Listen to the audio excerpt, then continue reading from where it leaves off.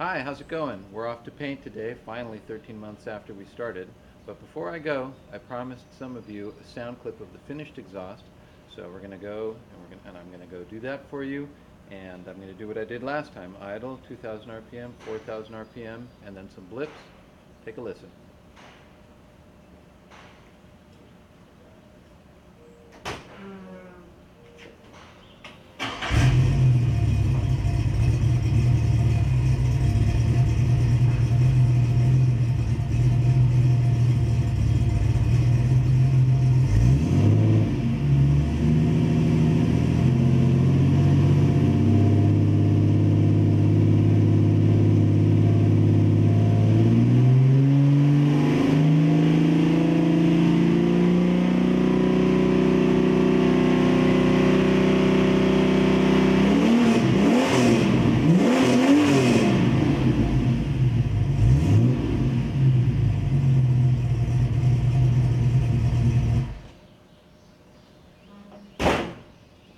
There it is. Hope you like the sound. I still haven't been able to hear it out the back yet, so I don't really know what it sounds like.